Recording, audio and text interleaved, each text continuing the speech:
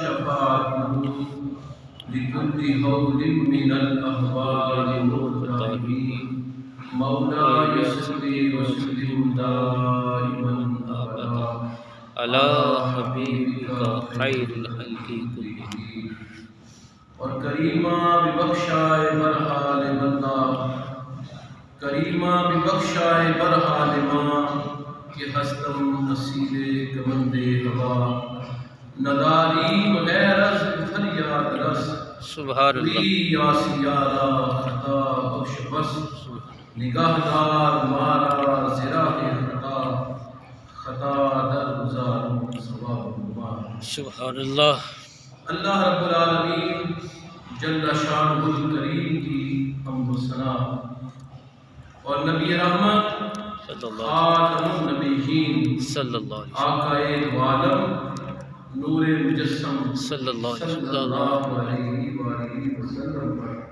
لا تنال الاسلام دیوار جب بھی آقا کریم کا نام آئے سب زبانوں سے صلی اللہ علیہ وآلہ وسلم نکلنا چاہیے سبحان اللہ نبی رحمت صلی اللہ علیہ وآلہ وسلم پر لا تنال الاسلام دیوار سامعین کرام ہماری زندگی کا معیار کیا ہونا چاہیے اور ہمیں اپنی زندگی کس ڈھانچے اور کس سانچے کے اندر ڈال کر گزارنی چاہیے آج ہمارا موضوع یہی ہے ہمارا بچپن ہماری جوانی ہمارا بڑھاپا ہماری دنیا ہماری عبادات ہمارا کردار اور ہمارے اقوال اخلاق کیسے اللہ اکبر اللہ میں نے ایک زمانے سے یہ تہیہ کیا ہوا ہے کہ رسول رحمت صلی اللہ علیہ وآلہ وسلم کی سیرت مطالعہ کریں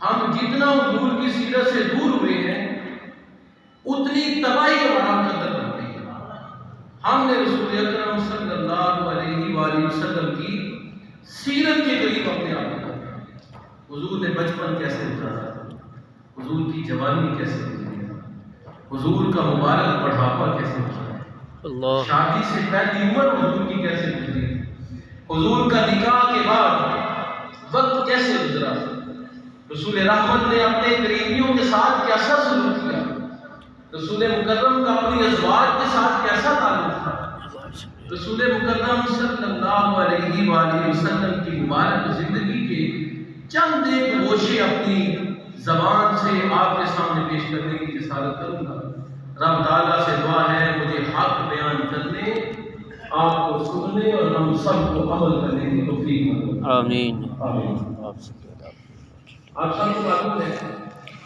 کہ رسول رحمت صلی اللہ علیہ وسلم کی ولادت کا دن 12 ربیع الاول کے دن سبحان اللہ سوموار کا دن تھا فجر کی نماز سے چند لمحے پہلے یاد کر لیجیے حضور کی ولادت کب ہوئی پیر کا دن 12 ربیع الاول کی تاریخ فجر کی اذان سے چند لمحے پہلے سیدہ آمنہ طیبہ طاہرہ کی گود میں اللہ رب العالمین نے اپنے پیارے پیغمبر صلی اللہ علیہ وسلم نے عطا فرمائی ہے سبحان اللہ رسول رحمت صلی اللہ علیہ وسلم کی جب ولادت باسعادت ہوئی سیرت کی کتابوں میں آتا ہے حضور نے تب بھی اپنی امت کو یاد رکھا ہے سبحان اللہ سجدے کے اندر سر رکھ کر عرض کیا اے اللہ میری امت اے اللہ میری امت اے اللہ میری امت اگر ہم اپنی ولادتوں پر اپنی وفات پر زندگی کے باقی اخبار پر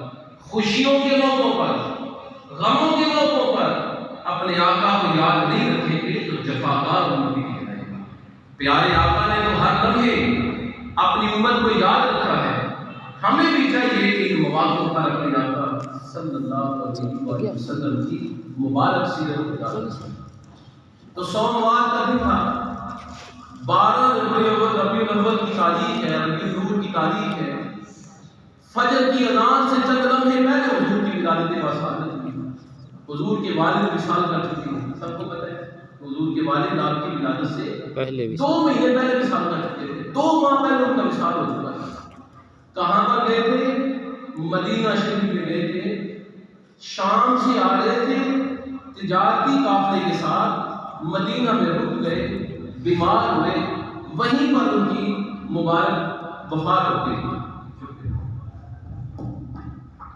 وہیں پر مبارک وفات ہو گئی۔ رسول رحمت صلی اللہ علیہ وسلم کو اس لیے در یتیم کہا جاتا ہے۔ کیا کہا جاتا ہے جی؟ حضور کو در یتیم کہا جاتا ہے۔ سبحان آپ یتیموں کے لیے بھی انمول ہوتی ہے، سبحان اللہ، یتیموں کے لیے بھی حضور نمونہ ہے، یتیموں کے لیے بھی حضور علیہ السلام تسلیم کی زندگی کے اندر اس میں اسلام موجود ہے۔ حضور در یتیم ہے۔ نبی رحمت صلی اللہ علیہ وسلم سیدہ آمنہ کی گود میں پلے، آپ کے دادا محترم جناب عبد المطلب نے رسول رحمت صلی اللہ علیہ وسلم کو دائی حلیمہ کی سپرد کر دیا۔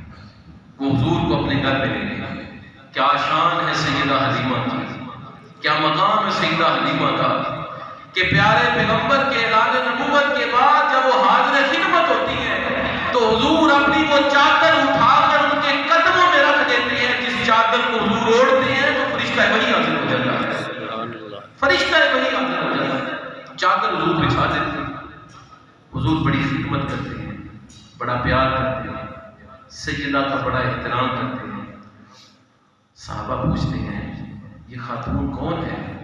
اتنی حضور محبت فرماتی ہے، اتنا حضور احترام فرماتی ہے، چادر مبارک بچھاتی۔ آج ہم میں سے کسی کے اندر یہ اخلاق نہیں ہے کہ اپنے ماں باپ کے بیٹھنے کے لیے چادر بچھائے، بچھی ہوئی چادر کو درست کرتے ہیں، اور وہ بھی کوئی بانصیب بیٹا، بانصیب بیٹیاں، ابا جی آگے ہیں تو بستر بچھا دو جی، چادر درست کر دو۔ یہ رواج بھی ہمارے یہاں ختم ہوتا چلا جا رہا ہے۔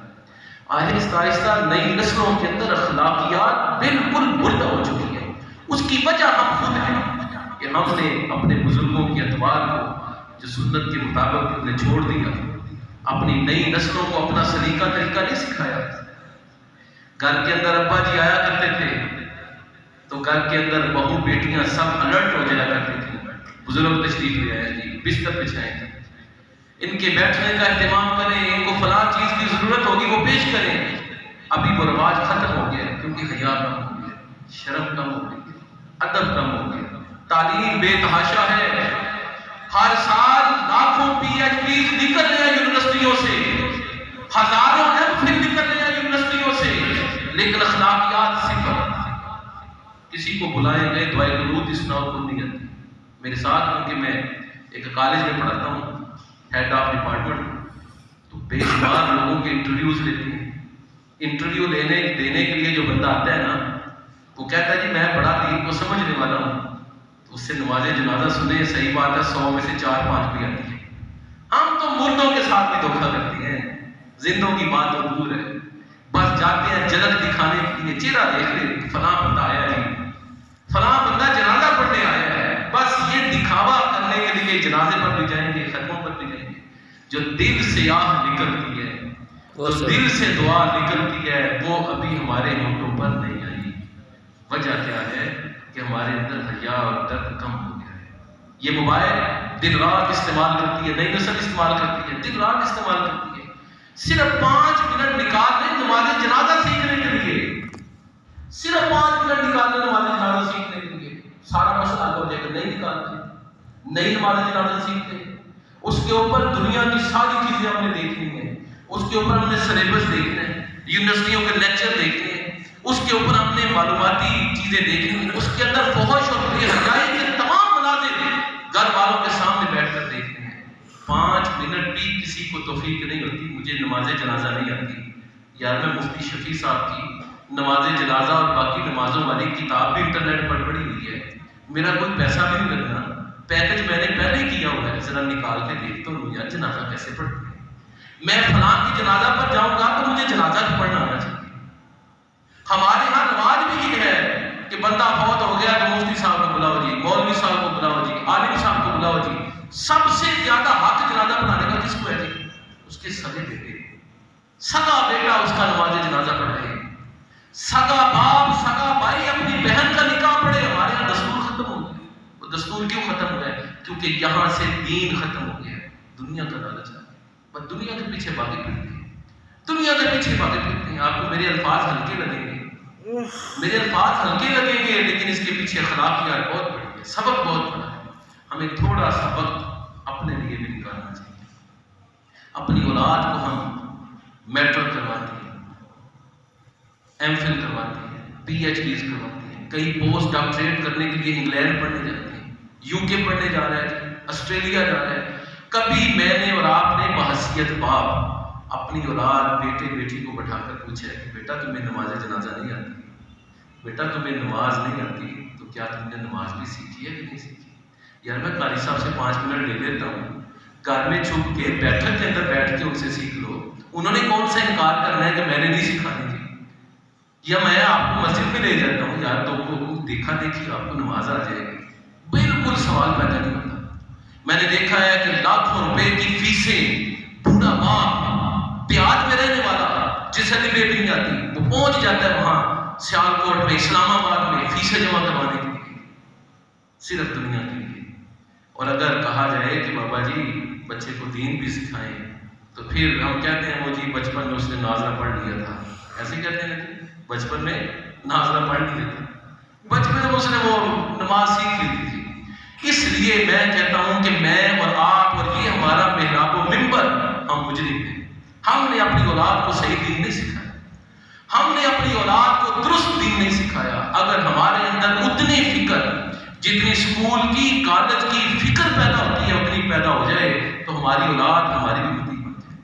ہمارے پاس لوگ آتے ہیں مسائل پوچھنے کے لیے، سمڑیال سے لے کر ڈسکے تک ہمارا دارالفتہ ہے، وہیں پر علماء رجوع کرتے ہیں. تو میرے پاس آتے ہیں بزرگ، بابا جی رو رہے ہوتے ہیں، اماں جی رو رہی ہوتی ہیں، جی پتر جرمنی چلا گیا، بات نہیں مانتا. میں کہتا ہوں ماں جی ابا جی کبھی ان کو نماز سکھائی تھی اور کوئی روزے کا مسئلہ بھی بتایا تھا، کبھی وضو کرنا بھی سکھایا تھا؟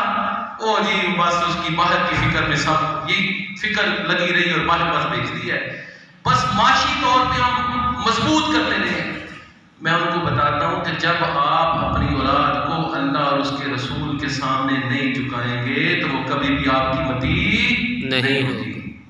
آپ کے متی اسی وقت آپ کے فرزند ہوں گے، آپ کی صاحبزادیاں ہوں گی جب آپ ان کو اللہ اور اس کے رسول کے احکامات کے سامنے جھکائیں گے. ہمارے اندر یہ بہت بڑی فکر ہمارے اندر پیدا ہونی چاہیے. یہ بہت بڑا مسئلہ ہم نے کریٹ کر لیا. اپنی اولادوں کا دین نہیں سکھاتے، اپنی اولادوں کی دنیا داری کے پیچھے. میں نے پہلے مثال دی کہ یہاں سے اسلام آباد کو ابا جی چلے جاتے ہیں جنہوں نے کبھی تانتے پر بھی سفر نہیں کیا تھا. کیا جی وہ پتر کے پیسے میں بیٹے کے پیسے جمع کروانے جانے ہیں، جی فلاں تعلیمی ادارہ وہاں پر رقم جمع کروانے جانے ہیں. بڑی فکر ہوتی ہے لیکن دین کے نام پر بالکل فکر نہیں ہے. اسی وجہ سے ہم کی تباہی کا شکار ہیں. ہمارے مسلک کے اندر سب سے زیادہ جہالت، سب سے زیادہ. اس کی وجہ کیا ہے کہ ہم لوگوں بچوں کو سکھاتے ہیں، بیٹیوں کو سکھاتے ہیں، اکثریت بھی ہماری، پھر ہم پریشان آ ہوتے ہیں. اس لیے اپنے بچوں کو، اپنی بچیوں کو نماز روزہ کا سکھانا چاہیے. نماز روزہ کیا